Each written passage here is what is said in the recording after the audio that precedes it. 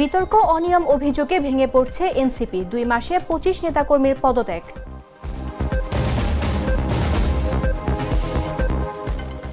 সাদা পাথর লুটের ঘটনায় অজ্ঞাতনামা ১৫০০ জনকে আসামি করে মামলা, গ্রেফতার ৫, লুটের প্রভাবে পর্যটকে ভাটা। জনগণ নির্বাচনমুখী হলে কেউ নির্বাচন ঠেকাতে পারবে না, মন্তব্য স্বরাষ্ট্র উপদেষ্টার। চাঁদাবাজদের আইনের আওতায় আনার হুঁশিয়ারি।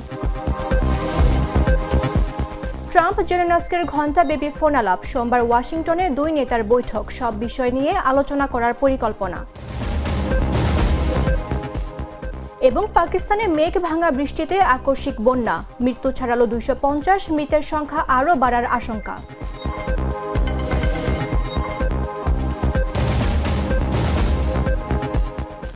আমন্ত্রণ দুপুর ৩টা নিউজে, আপনাদের সাথে রয়েছে আমি মামদুহা রাইসা। জেলি আর পানীয়র এক অসম কম্বিনেশন, ড্রিঙ্কো চাবান পানীয়। ২ মাসে ২৫ নেতাকর্মীর পদত্যাগ, বহিষ্কার ও কমিটি স্থগিত। জাতীয় নাগরিক পার্টি এখন অস্থিতিশীলতায়। ঢাকার উত্তর মহানগর কমিটির ঘোষণার পর শুরু হওয়া এই ঢেউ ছড়িয়ে পড়েছে অন্তত ১০ জেলায়। দলের পদক্ষেপ থাকলেও পদত্যাগের আসল কারণ এখনও অজানা। তুষার ইসলামের রিপোর্টে বিস্তারিত। ২ মাসে ২৫ নেতাকর্মীর পদত্যাগ, স্থগিত কয়েকটি জেলা উপজেলা কমিটি, বহিষ্কার আর অভিযোগের স্তূপ।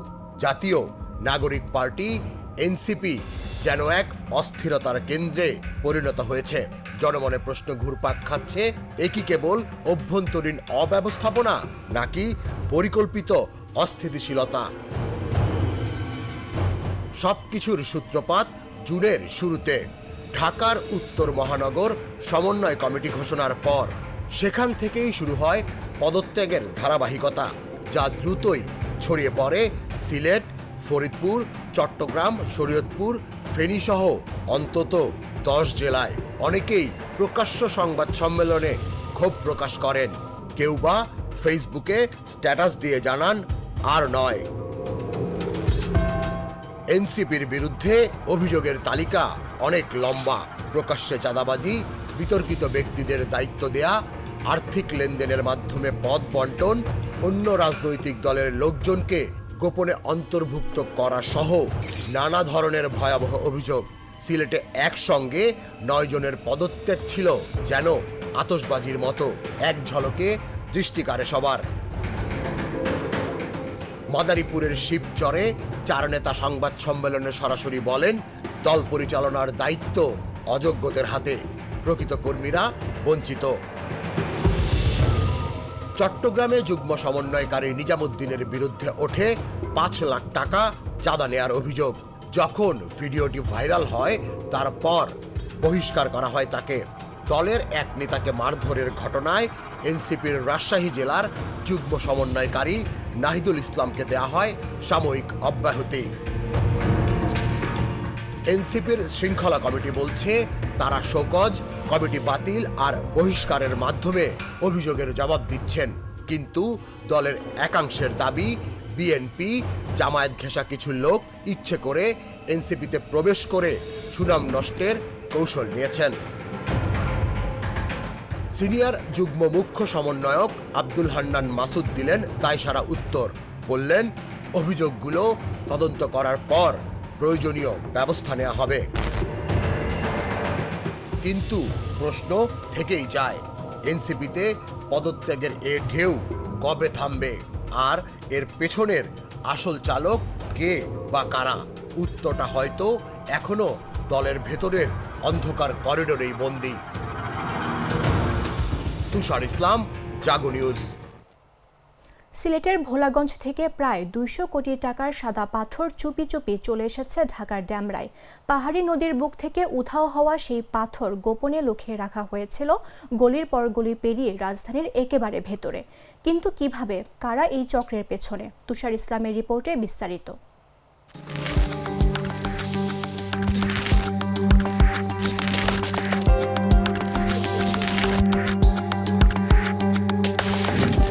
সিলেটের কোম্পানিগঞ্জের ভোলাগঞ্জ পাহাড়ি নদীর বুক চিরে উঠেছিল সাদা ঝলমলে বিভিন্ন আকৃতির সব পাথর। কিন্তু এই সৌন্দর্য রাতারাতি পরিণত হয়েছিল লোভের শিকার। প্রায় 2 লাখ ঘনফুট সাদা পাথর, যার বাজার মূল্য 200 থেকে 250 কোটি টাকা, রীতিমতো অদৃশ্য হয়ে গেল সবার চোখের সামনে। এ যেন এক অদ্ভুত জাদুর খেলা। সাথে মিলিয়ে গেল 6 লাখ ঘনফুট বালু, যার মূল্য আরো প্রায় 240 কোটি টাকা। সূত্র বলছে, দয়ার বাজার, কলাবাড়ি আর ভোলাগঞ্জের 10 নম্বর ঘাট থেকে অবিরাম ট্রাকের বহর পাথর তুলে নিয়ে যাচ্ছিল।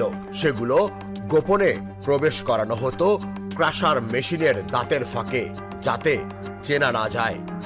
আর এটাই ভোলাগঞ্জের চিরচেনা সাদা রূপ।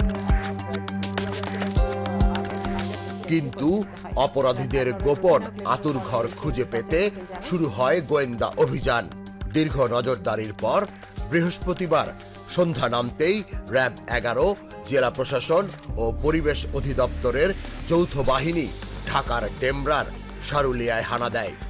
সারুলিয়ার সরু গলিতে শীতলক্ষার ধারে লুকিয়েছিল 7টি গদি, প্রত্যেকটিতে স্তূপ করে রাখা সেই লুটের পাথর। রাতভর অভিযান শেষে উদ্ধার করা হয় অন্তত 40,000 ঘনফুট আস্ত আর ভাঙা পাথর। ঘটনাস্থলে দাঁড়িয়ে র্যাব 11-র অধিনায়ক lieutenant colonel HM Sajjad Hossain সাংবাদিকদের বলেন, তাদের পরিকল্পনা ছিল পাথরগুলো ভেঙে ফেলার পর চিহ্ন মুছে ফেলা, কিন্তু ঠিক সময়ে পৌঁছে যায় র্যাব। তবে চোরাচালানের এই রহস্য এখনো অমীমাংসিত। কে বা কারা এত বড় চক্র পরিচালনা করছে? কার নির্দেশে ভোলাগঞ্জের হৃদয় থেকে এই সম্পদ উধাও হলো? অভিযানের সাফল্য সত্ত্বেও এখনো পর্যন্ত কাউকেই গ্রেফতার করা সম্ভব হয়নি। অন্ধকারে ঢাকা পড়ে আছে আসল মাস্টার মাইন্ডের নাম, কিন্তু শীতলক্ষার ধারে পাওয়া এই সাদা পাথর যেন বলে দিচ্ছে খেলা এখনো শেষ হয়নি। তুষার ইসলাম, জাগো নিউজ। সিলেটের কোম্পানীগঞ্জ উপজেলার ভোলাগঞ্জ পাথর কোয়ারির পাথর লুট ও চুরির ঘটনায় 1500 জনকে আসামি করে মামলা হয়েছে। শনিবার সকালে মামলা দায়েরের বিষয়টি নিশ্চিত করেছেন কোম্পানীগঞ্জ থানার ভারপ্রাপ্ত কর্মকর্তা উজায়ের আল মাহমুদ আদনান। তিনি বলেন, মামলা দায়েরের পর অভিযান চালিয়ে 5 জনকে আটক করা হয়েছে। এর আগে শুক্রবার বিকেলে সিলেটের কোম্পানীগঞ্জ থানায় মামলাটি করেন খনিজ সম্পদ উন্নয়ন ব্যুরোর মহাপরিচালক মোহাম্মদ আনোয়ারুল হাবিব। মামলার এজাহারে বলা হয়, কিছু দুষ্কৃতিকারক গত বছরের 5 আগস্ট থেকে পরবর্তী সময়ে গেজেটভুক্ত পাথর কোয়ারি থেকে অবৈধ ও অননুমোদিতভাবে কোটি কোটি টাকার পাথর লুটপাট করেছে মর্মে বিভিন্ন জাতীয় গণমাধ্যমে সংবাদ প্রকাশিত হয়েছে। যারা এ ঘটনায় জড়িত রয়েছেন তাদের পরিচয় শনাক্ত করা যায়নি।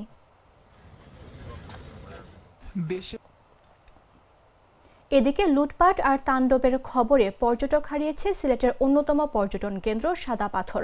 শুক্রবার ছুটির দিনেও পর্যটক সমাগম ছিল একেবারে কম।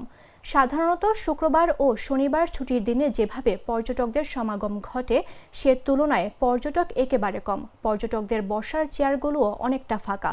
সাদা পাথর ঘাট সূত্রে জানা গেছে, সাধারণত ছুটির দিনে 160টি নৌকা গড়ে 12 থেকে 15টি ট্রিপ দিয়ে থাকে, কিন্তু এদিন পর্যটক কম আসায় কেউই গড়ে 5টির বেশি ট্রিপ দিতে পারেনি।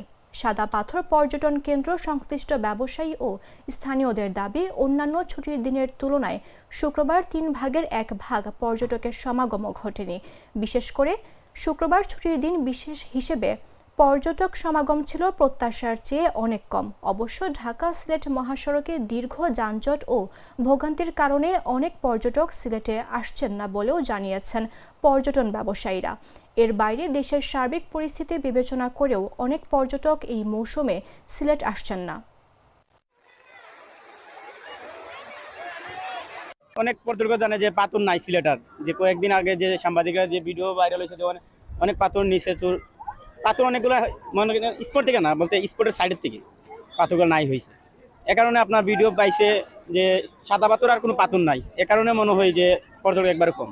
কারণ এখানে আবেগ জড়িত থাকে, আগের আবেগটা নাই। তবে আমার কাছে মনে হচ্ছে আগের তুলনায় এখন একটু পর্যটকের সংখ্যাটা একটু কমই লাগতেছে। আগে আমার কাছে একটু ভালো লাগতো, সুন্দর লাগতো, আজকে একটু অন্যরকম লাগতেছে আর কি। ভিডিওতে যা দেখেছি সবাই তুলেছে, মনে হচ্ছে অন্যরকম, মানে সেরকম মনে হচ্ছিল ওদিকে তো পুরোটাই খালি। আমি তো মশলা বদলে ফেলেছি, এবার আপনিও বদলে ফেলুন। একবার প্রাণ গুঁড়া মশলা ব্যবহার করেই দেখুন। জনগণ নির্বাচনমুখী হলে কেউ বন্ধ করতে পারবে না বলে মন্তব্য করেছেন স্বরাষ্ট্র উপদেষ্টা জাহাঙ্গীর আলম চৌধুরী। বলেন, প্রধান উপদেষ্টা ডক্টর মোহাম্মদ ইউনূসের ঘোষিত তারিখেই নির্বাচন অনুষ্ঠিত হবে। শনিবার সকালে রাজধানীর মোহাম্মদপুর কৃষি মার্কেট পরিদর্শন শেষে সাংবাদিকদের সঙ্গে আলাপকালে এই মন্তব্য করেন তিনি। এ সময় কোনো চাঁদাবাজকেই দেশে থাকতে দেয়া হবে না জানিয়ে উপদেষ্টা বলেন, যত বড়ই হোক ব্যবস্থা নেওয়া হবে। রাজনীতির ব্যাপারে প্রধান উপদেষ্টা যেটা বলেছে ওর উপরে আমাদের কারো কোনো কথা নেই। স্যারে যেই তারিখে বলছে ওই তারিখে নির্বাচন হবে, যেই মাসে বলছে ওই মাসে নির্বাচন হবে। এই কি বললো ওইটা শোনার আমাদের কোনো দরকার নেই। সবার আগে আপনি যদি বলেন যে জনগণ যেসব নির্বাচনের মুখী হয়ে যাবে কেউ এটার বাধা দিতে পারবে না। জনগণ হলো মেয়ে, রাষ্ট্রের ক্ষমতা হলো জনগণের হাতে। জনগণ যেসব চাবে আমি নির্বাচনের দিকে চলে যাব, কারো কোনো শক্তি নাই নির্বাচন বন্ধ। যেমন আপনি ভাই একটা প্রশ্ন করবেন, উনি আরেকটা করবে, উনি এক একজনের এক একটা মত থাকবে। সনাতন ধর্মে আরাধ্য শ্রী বিষ্ণুর পূর্ণ অবতার ভগবান শ্রীকৃষ্ণের জন্মতিথি ও শুভ জন্মাষ্টমী আজ। সারা দেশে ধর্মীয় ভাবগম্ভীর্য ও আনন্দ উৎসবের মধ্য দিয়ে দিনটি পালন করছেন সনাতন ধর্মাবলম্বীরা। হিন্দু পুরাণ মতে দাপর যুগে ভাদ্র মাসের শুক্লপক্ষের অষ্টমী তিথিতে দুষ্টের দমন আর শিষ্টের পালনের জন্য শ্রী বিষ্ণু কৃষ্ণ রূপে অবতার হয়ে পৃথিবীতে আবির্ভূত হয়েছিলেন। পৃথিবীতে অশুভ শক্তিকে হটিয়ে প্রতিষ্ঠা করেছিলেন সত্য ও সুন্দরকে। ন্যায়নীতি আর মানবিকতা যখন পাশবিক শক্তির কাছে পরাজিত হয়, ঠিক তখনই মানবজাতির কল্যাণে ধরাধামে শ্রীকৃষ্ণ আবির্ভূত হন। হিন্দুরা বিশ্বাস করেন, যুগে যুগে এভাবেই ভগবান আর সৃষ্টিকে বাঁচাতে ও শুভ শক্তির প্রতিষ্ঠা করতে পৃথিবীতে আবির্ভূত হন। মানুষের মনে শুভ বুদ্ধির উদয় ঘটান, আর তখনই পৃথিবীতে পরাজিত হয় অশুভ শক্তি। ধর্মীয় এই দৃষ্টিকোণ থেকেই শ্রীকৃষ্ণের জন্মতিথির দিন বিশেষভাবে উদযাপন করেন হিন্দুরা। উপাসনা আর নানা ধর্মীয় অনুষ্ঠানের মাধ্যমে স্মরণ ও শ্রদ্ধা করেন পবিত্র শক্তির রূপ শ্রীকৃষ্ণকে।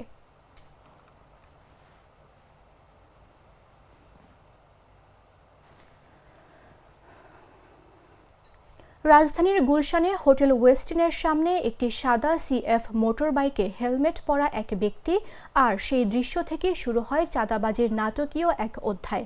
জানে আলম অপু নামে এক ব্যক্তি দাবি করেন, সেদিন ভোরে তিনি ওই হেলমেটধারীকে চিনতে পারেন। তার ভাষ্যমতে তিনি অন্তর্বর্তী সরকারের উপদেষ্টা আসিফ মাহমুদ সজীব ভুঁইয়া। এরপরই শুরু হয় আলোচনা, বিতর্ক আর পরপর ভিন্ন তিনটি বয়ান। তুষার ইসলামের রিপোর্টে বিস্তারিত।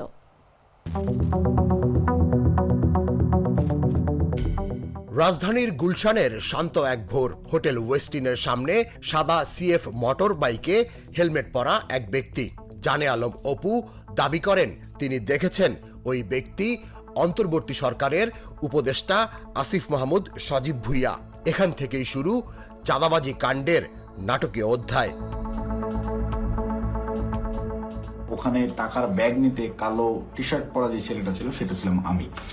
অপুর ৩৫ মিনিটের ভিডিও বার্তা সামাজিক যোগাযোগ মাধ্যমে ছড়িয়ে পড়তেই দেশ জুড়ে শুরু হয় আলোচনার ঝড়। তিনি জানান, বৈষম্য বিরোধী আন্দোলনের বহিষ্কৃত নেতা রিয়াদের সঙ্গে সাবেক এমপি শাম্মী আহমেদের বাসায় গিয়েছিলেন ১০ লাখ টাকা চাঁদা নিতে। তার দাবি, নির্দেশ ছিল ১ কোটি টাকা আনার। অপুর প্রশ্ন ছিল, ভোর ৫টা থেকে ৬টা পর্যন্ত পুলিশকে নিয়ে অভিযান চালানোর বিষয়টি কেন গোপন রাখা হলো, আর কেন শুধু টাকা নেয়ার ফুটেজই প্রচার করা হলো।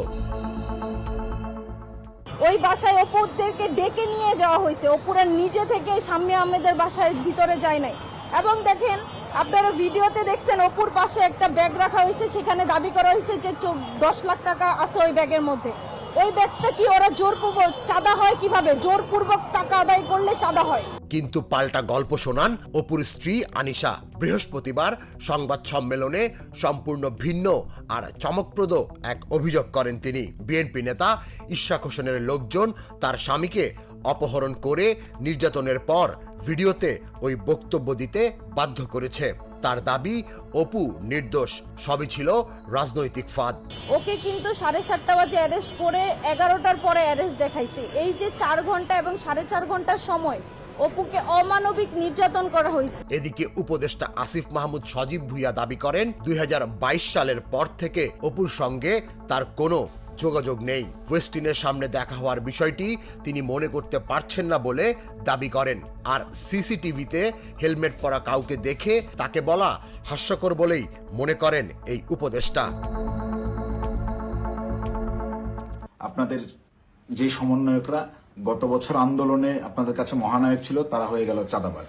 এখন প্রশ্ন হলো, কার বক্তব্য সত্য, অপু, তার স্ত্রী আনিশা, নাকি উপদেষ্টা আসিফ? অপু কি নিজের প্রাণ বাঁচাতে সব সত্য বলে ফেলেছেন, নাকি চাপের মুখে সাজানো গল্প শুনিয়েছেন? আর উপদেষ্টা কি সত্যি এই ঘটনার বাইরে? কেন জড়ানো হলো বিএনপি নেতা ইশাককে? গুলশানের সেই রাতের রহস্য এখনো উন্মোচিত হয়নি। সত্য লুকিয়ে আছে কারো মুখে, কিংবা হয়তো সিসিটিভির ফ্রেমের আড়ালে। তুষার ইসলাম, জাগো নিউজ।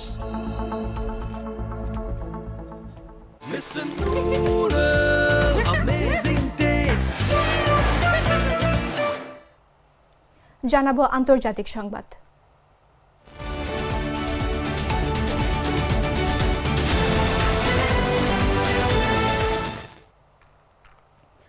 রাজধানীর গুলশানে হোটেল ওয়েস্টিনের সামনে একটি সাদা সিএফ মোটরবাইকে হেলমেট পরা এক ব্যক্তি, তার সেই দৃশ্য থেকেই শুরু হয় চাঁদাবাজের নাটকীয় এক অধ্যায়।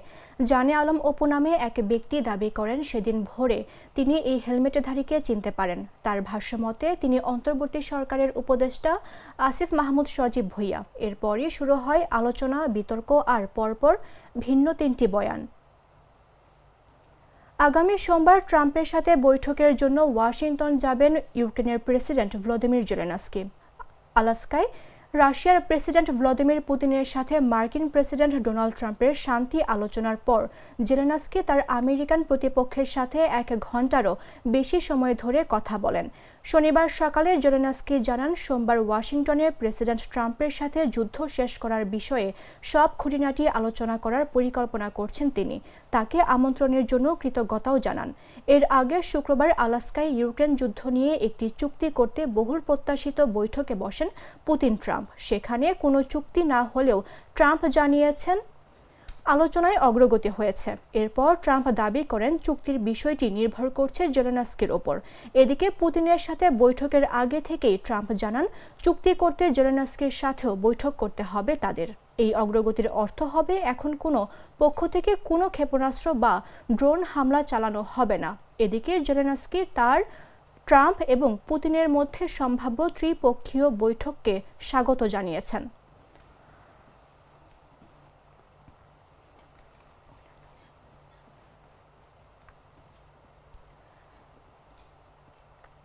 পাকিস্তানের উত্তর পশ্চিমাঞ্চলের মেঘ ভাঙা বৃষ্টির ফলে আকস্মিক বন্যা ও ভূমিধসে মৃতের সংখ্যা বেড়েই চলছে।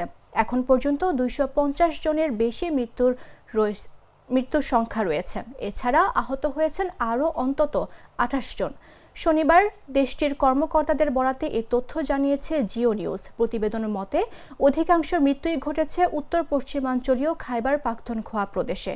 এই অঞ্চলে 200 জনের বেশি প্রাণ হারিয়েছেন। আজাদ কাশ্মীরে 19 জনের মৃত্যুর খবর পাওয়া গেছে, আর গিলগিট বালতিস্তানে 12 জনের মৃত্যু হয়েছে। পরিস্থিতি খুব নাজুক হওয়ার পর মৃত্যুর আরও বাড়তে পারে বলে আশঙ্কা করা হচ্ছে। পাকিস্তানের প্রাদেশিক দুর্যোগ ব্যবস্থাপনা কর্তৃপক্ষের তথ্য অনুযায়ী প্রাণহানির পাশাপাশি ব্যাপক ক্ষয়ক্ষতিও হয়েছে।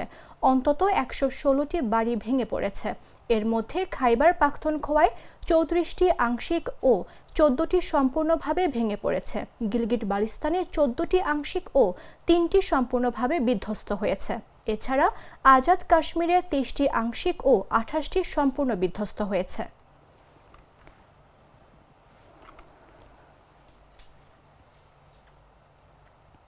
সংবাদ শেষ করব খেলার খবর জানিয়ে।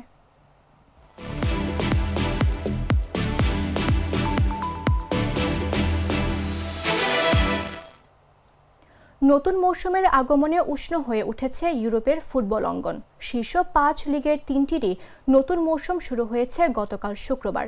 এদিন 2025-26 মৌসুমের যাত্রা শুরু করেছে ইংলিশ প্রিমিয়ার লিগ, স্প্যানিশ লা লিগা ও ফরাসি লিগ 1।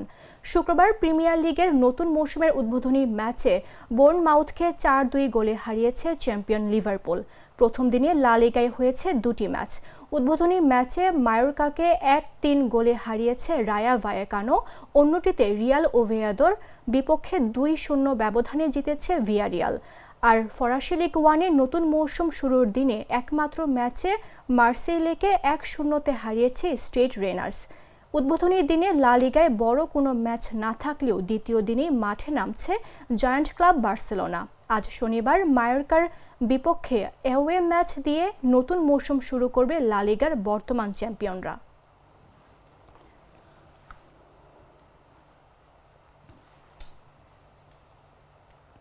সংবাদ শেষ করার পূর্বে শিরোনামগুলো জানিয়ে দিচ্ছি আরও একবার।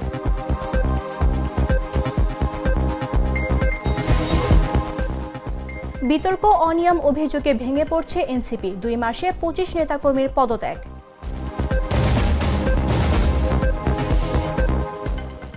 সাদা পাথর লুটের ঘটনায় অজ্ঞাতনামা 1500 জনকে আসামি করে মামলা, গ্রেফতার 5, লুটের প্রভাবে পর্যটকে ভাটা।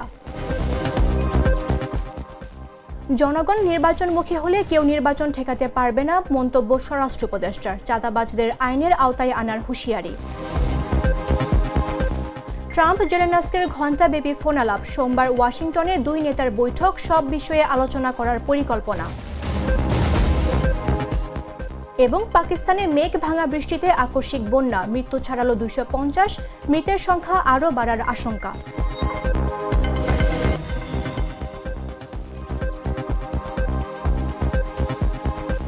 দর্শক, এই ছিল এখনকার মতো। প্রতি মুহূর্তে সর্বশেষ খবর জানতে ভিজিট করুন jagonews24.com। ফলো করুন আমাদের ভেরিফাইড ফেসবুক পেজ এবং সাবস্ক্রাইব করুন জাগো নিউজের ইউটিউব চ্যানেল। ধন্যবাদ সবাইকে।